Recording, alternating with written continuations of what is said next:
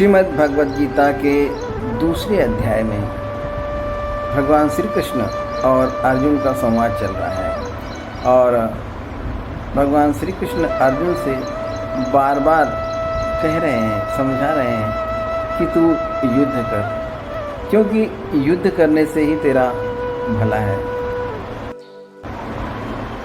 सुख दुखे समे कृत्वा लाभालाभो जया जयो ततो युद्धाय युजस्यस्व नैनं पापं वापस्यसि।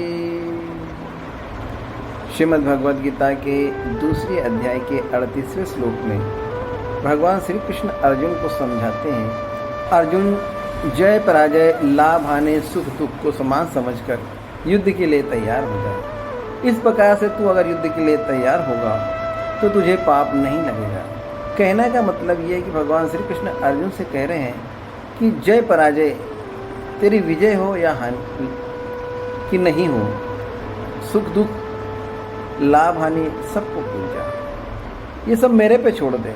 तू सिर्फ युद्ध के लिए तैयार हो जा और गांडी उठा ले, क्योंकि लाभ हानि जय पराजय सुख दुख तेरे हाथ में नहीं है, युद्ध तेरे हाथ में है। युद्ध का परिणाम क्या आएगा, विजय होगा भी कि नहीं, तेरी विजय होगी या पराजय होगी, तू मुझे भूल जा, सुख दुख को भी भूल जा, क्योंकि युद्ध के दौरान दुख भी होगा और सुख भी आएगा।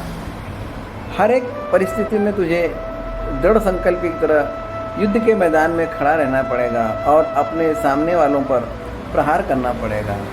लाभ हानि भी होगी, सब कुछ होगा, लेकिन सब चीज़ को भूल जा, सब चीज़ों से परे होकर युद्ध कर युद्ध, क्योंकि जब इन सब चीज़ों से हटकर तू युद्ध करेगा तो तेरी विजय भी होगी और तुझे पाप भी नहीं लगेगा और तू पाप का दोषी भी नहीं माना जाएगा, क्योंकि न तो तुझे जय पराजय का भान है, न लाभ हानि का, न सुख दुख का।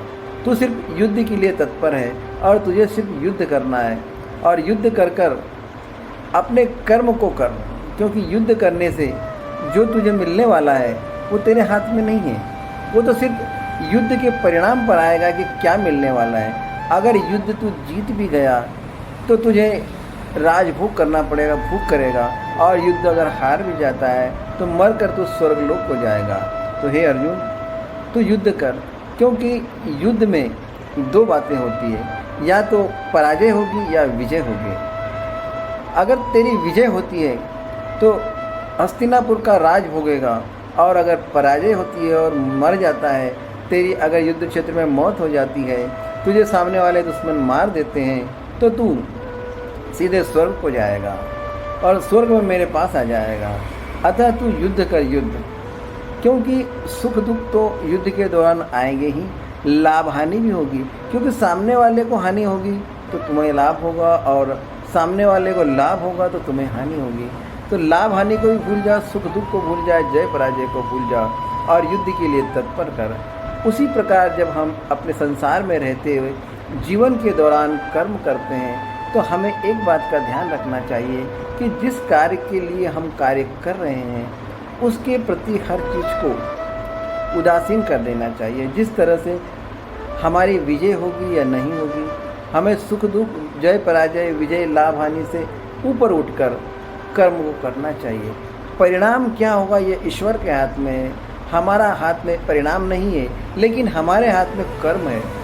तन से मन से अगर हम कर्म करते हैं, पूरी लगन से कर्म करते हैं, तो सफलता देना न देना ऊपर वाले का हाथ में। अच्छे कर्म करेंगे, खूब मेहनत करेंगे सफलता के लिए, तो हो सकता है हमें सफलता भी मिल जाए। जिस प्रकार अर्जुन ने महाभारत के युद्ध में पूरे मन से युद्ध किया और उसे विजय प्राप्त हुई।